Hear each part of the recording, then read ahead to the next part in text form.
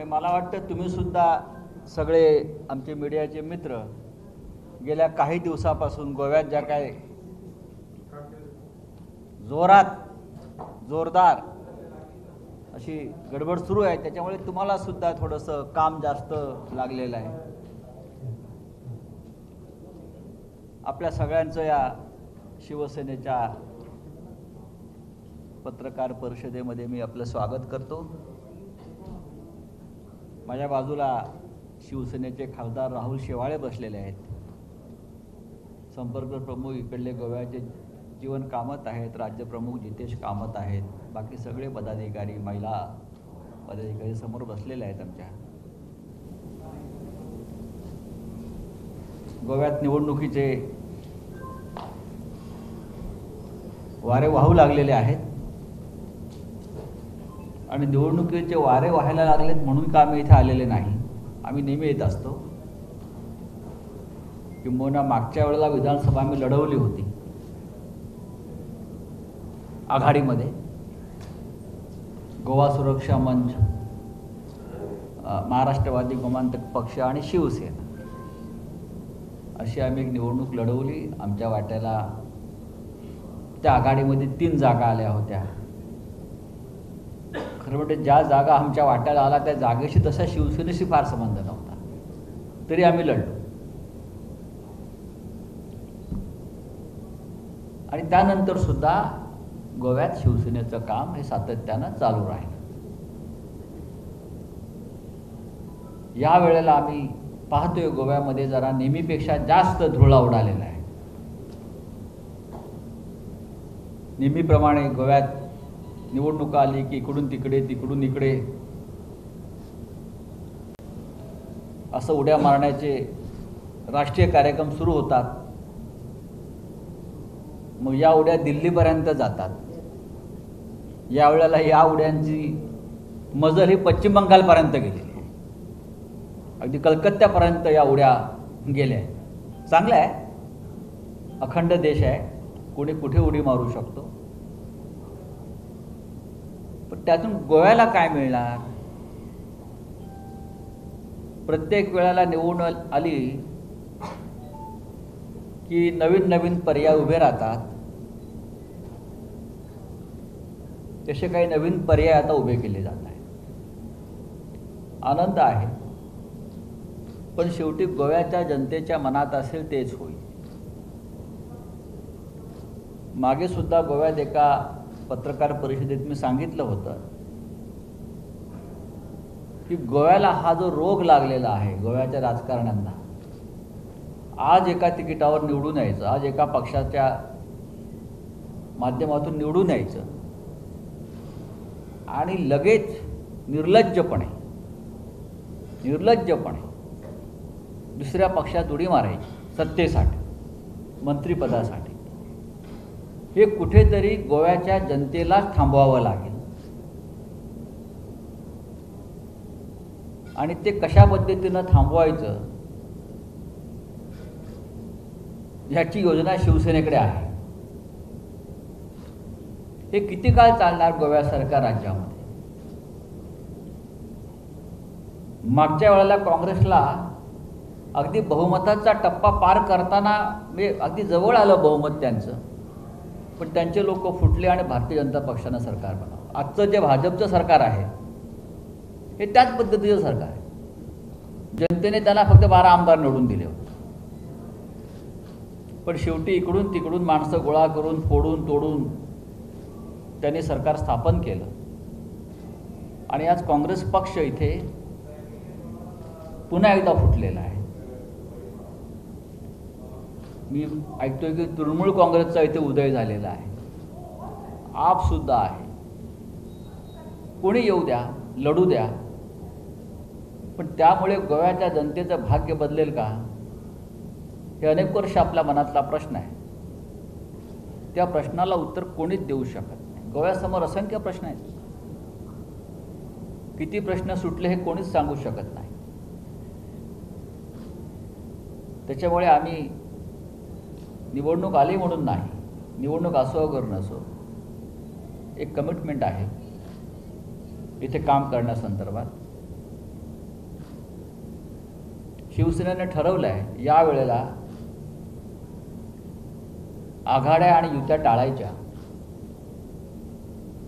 आणि शिवसेना म्हणून इथे 22 ते 25 जागा लढायच्या. जर गोव्याच्या जनतेच्या नशिबात चांगलं सरकार यायचं असेल, एक मजबूत सरकार, गोव्याची अस्मिता जपणारे, गोव्याच्या प्रश्नांचा आवाज उठवणारे, तर गोव्याची जनता ही शिवसेनेला चांगल्या प्रकारे मतदान करून शिवसेनेचे आमदार हे गोव्याच्या विधानसभेत निवडून पाठवेल. बाजूला महाराष्ट्रात शिवसेनेचं राज्य आहे, शिवसेनेचे मुख्यमंत्री आहेत, उद्धव ठाकरे मुख्यमंत्री आहेत आणि ते कशा प्रकारे काम करत आहेत हे सगळ्यांना माहिती आहे. गोव्यात सुद्धा एक चांगलं शासन, चांगलं प्रशासन द्यावं, सुशासन द्यावं, ही आमची भूमिका आहे. बोला.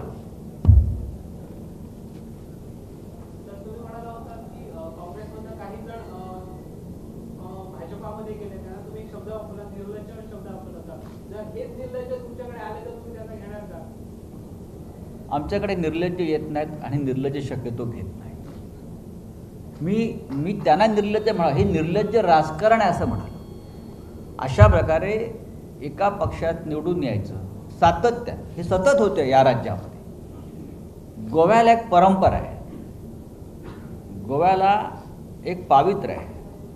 गोव्याकडे आम्ही देवांची भूमी म्हणून पाहतो. गोव्यामध्ये एकेकाळी जे राजकारण झालं होत होतं, भाऊसाहेब बांदोडकरांच्या काळापासून, भाऊसाहेब बांदोडकर आमचेही नेते होते. जे काम महाराष्ट्रात शिवसेना करत होती ते भाऊसाहेब बांदोडकर गोव्यात करत होते. त्याच्यामुळे भाऊसाहेब बांदोडकरांना महाराष्ट्रामध्ये प्रचंड मान सन्मान राहिला.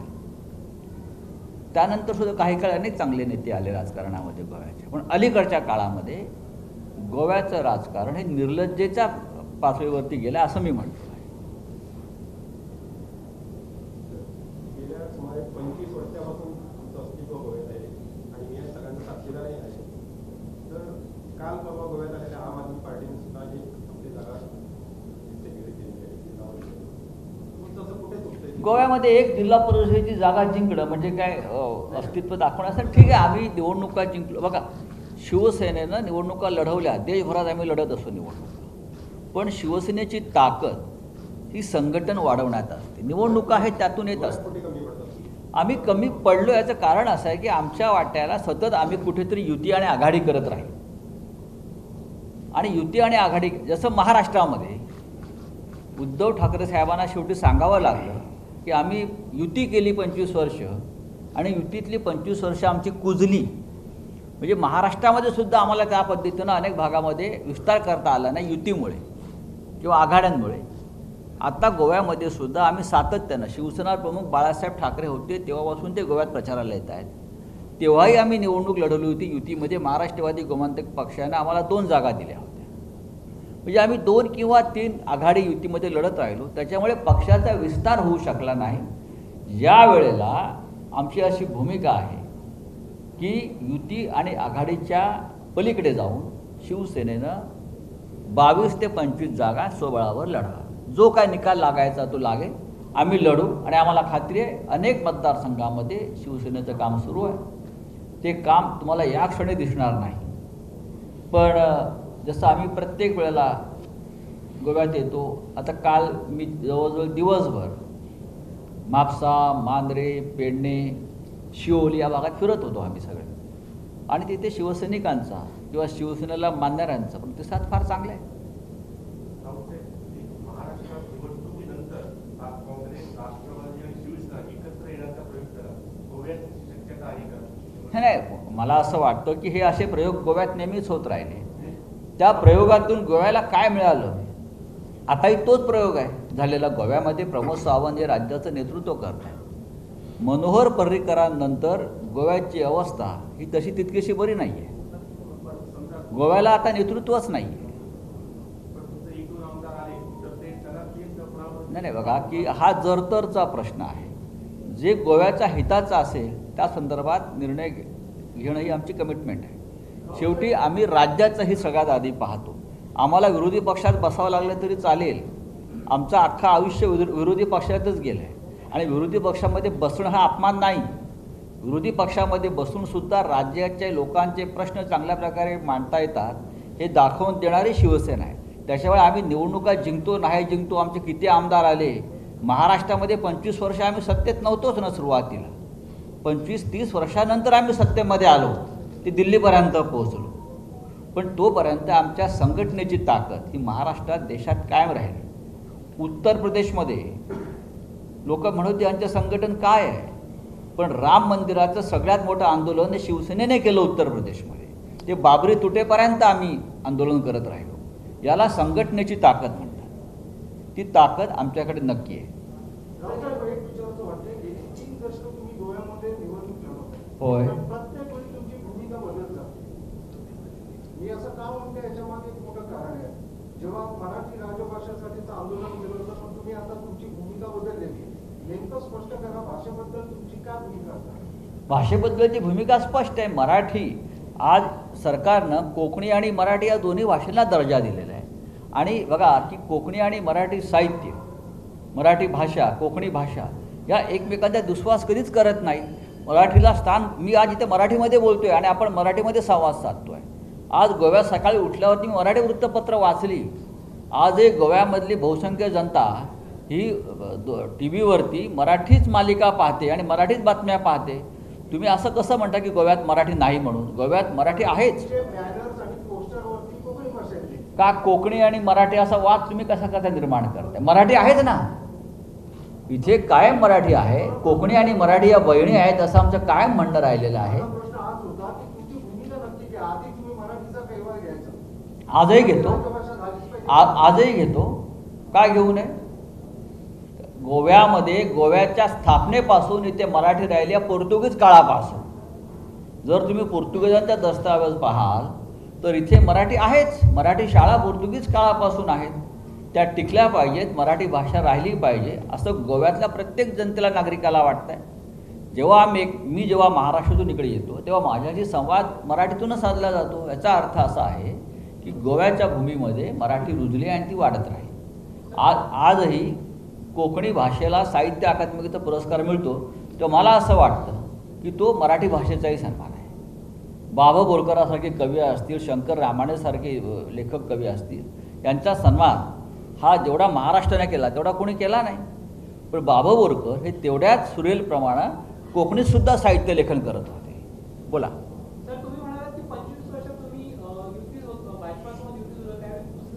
असं माननीय शिवसेना पक्षप्रमुख उद्धव ठाकरे यांचं.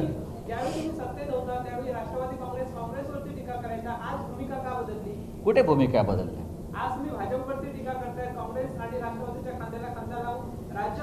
कोण टीका करताय?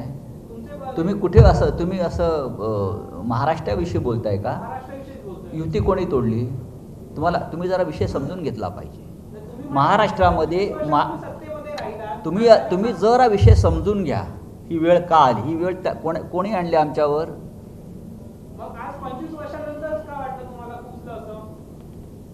तुम्हाला परत विषय समजलेला नाही. तुम्हाला विषय समजलेला नाही. मी तुम्हाला परत सांगतो, शिवसेनेबरोबरची युती 25 वर्षाची आम्ही नाही तोडली, ती भारतीय जनता पक्षानं तोडलेली आणि त्यानंतर आम्हाला हे वेगळ्या मार्गाने जावं लागलं. I always made political statement.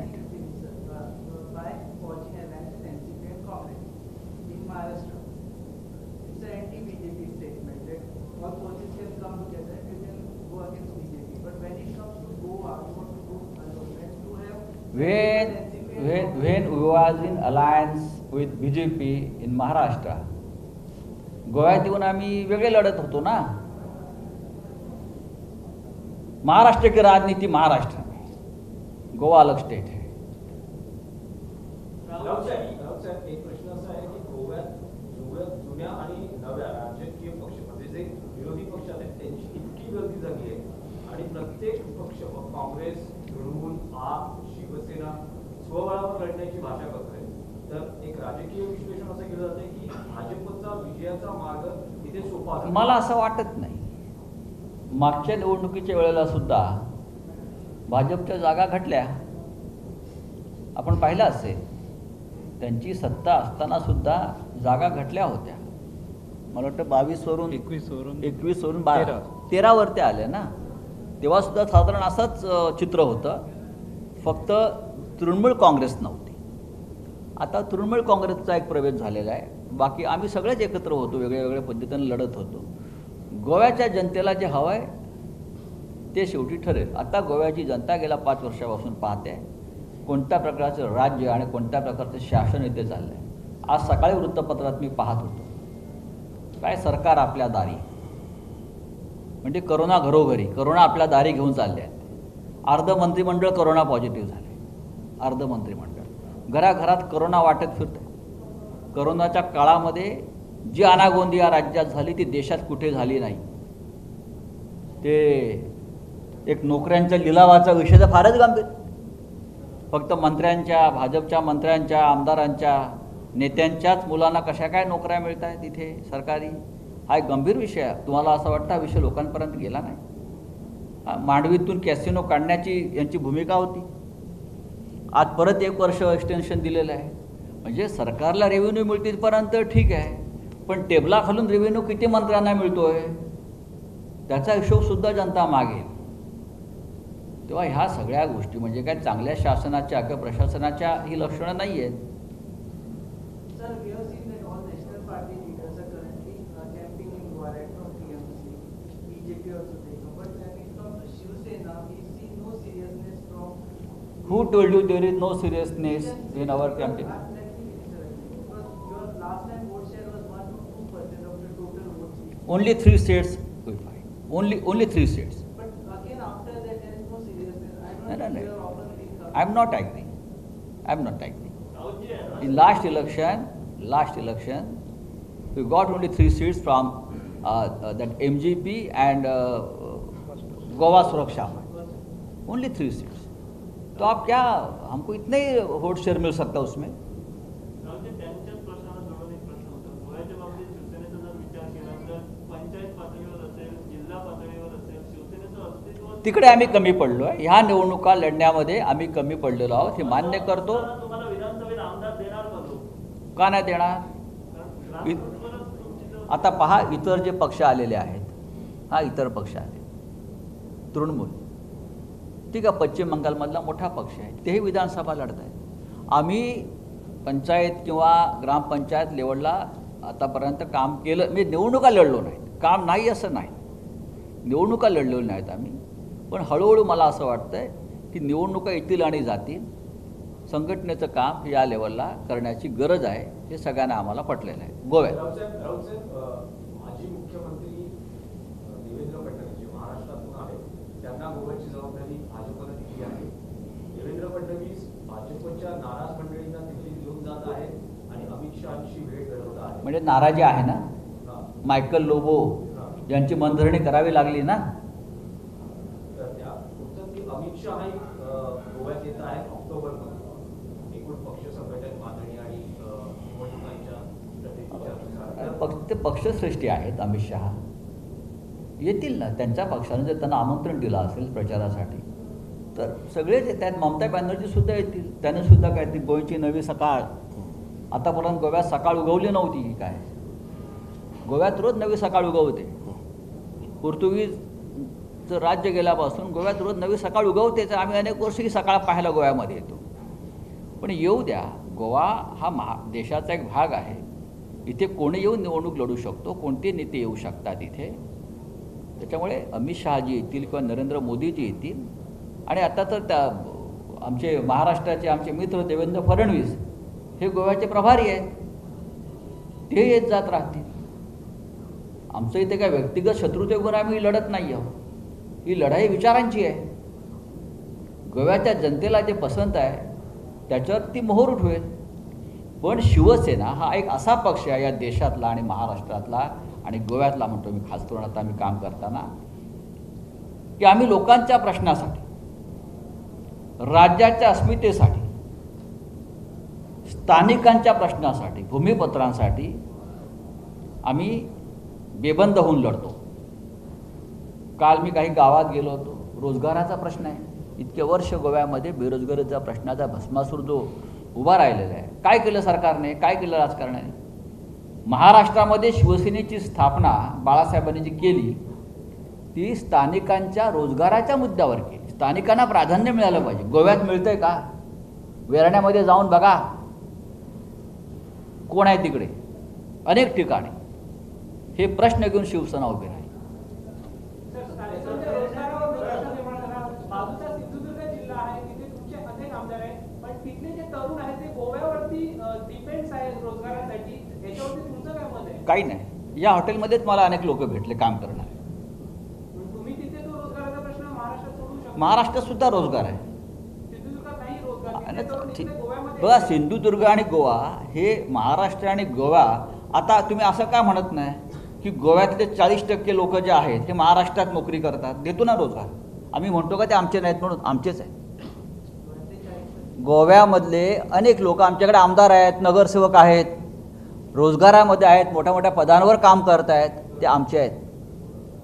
तर तुम्ही असं नका म्हणू सिंधुदुर्गातून इथे आले. गोव्यातले तुम्ही आमच्या प्रत्येक शहरात जाल की तुम्हाला तिथे गोवा दिसेल. आणि अभिमानाने आम्ही सांगतो हे आमच्या गोव्याचे आहेत, हे गोमांतकचे आहेत.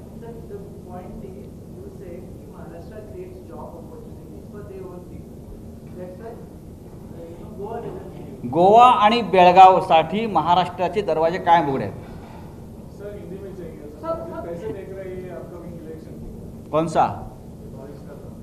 क्या? असेंबली इलेक्शन नहीं, असेंबली इलेक्शन में मैंने आपको बताया पहले ही कि यहाँ हम पहली बार चुनाव नहीं लड़ने आ रहे हैं, लेकिन 25 साल से हम यहाँ किसी के साथ अलायंस या गठबंधन हमारा हुआ है तो हमारे खाते में 2 या 3 सीटें आती रही. इस बार हमने तय किया है गोवा में शिवसेना 22 से 25 सीट पर चुनाव लड़ेगी और पूरी ताकत से लड़ेगी, कुछ भी होने. अब यहाँ एक पॉलिटिकल कार्निवल हो गया है. जो भी आता है गोवा में एक लेबोरेटरी हो गई है. कोई पश्चिम बंगाल से आता है, कोई दिल्ली से आता है, चुनाव लड़ता है. लड़ने दो, गोवा में कोई भी चुनाव लड़ सकता है.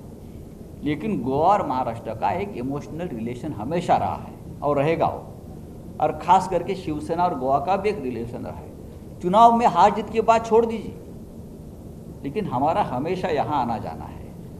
तो हम यहाँ लगभग 25 सीट लड़ेंगे गोवा में और अपनी ताकत पर लड़ेंगे, अपने बलबुद्धि पर लड़ेंगे. ये हमारा निर्णय है उद्धव ठाकरे जी का. दोन दिवसापूर्वी सामनावरून एक वक्तव्य आलं होतं की real big party Bharatiya Janata पक्षाला उद्देशून म्हटलं गेले, असं म्हटलं गेले त्या न्यूजमध्ये. इथे बीफ मिळत नाही का? सामनामध्ये एक नाही नाही, बघा यांची भूमिका आहे, भारतीय जनता पक्षाची एक राष्ट्रीय भूमिका आहे गोवंश हत्येसंदर्भात. पण ती गोव्यात वेगळी भूमिका आहे ना, किंवा नॉर्थ ईस्टला वेगळी भूमिका आहे. ह्याच्यावरती आम्ही म्हटलं की तुम्ही असं दुटप्पी धोरण ठेवू नका. तुमचं एक धोरण राष्ट्रीय आहे ना, मग ते राष्ट्रीय धोरण ठेवा. रिअल बिग पार्टी म्हणजे काय म्हणणं, काय बोला अभिप्राय? तुम्हाला माहिती आहे मला काय सांगायचं आहे. तुम्ही अग्रलेख वाचलेला आहे सामनाचा, आणि सामनाचा अग्रलेख जेव्हा तुम्ही वाचता तेव्हा ती भूमिका आहे. सर, ऑपोजिशन कह रहे हैं कि पुलिस कमिश्नर परमवीर सिंह को शिवसेना ने भगा दिया. How do you comment? Goa के कमिश्नर के, मुंबई के है ना, तो जवाब मुंबई में मिलेगा उसका. मुंबई में मिलेगा, आप मुंबई में आइए ना, पूरा जवाब दे दूंगा. I am national leader. देखो कौन क्या बोलता है उसके ऊपर मैं जवाब नहीं दूंगा.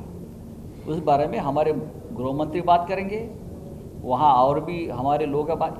गोवा में आकर ये बात नहीं मैं करूँ.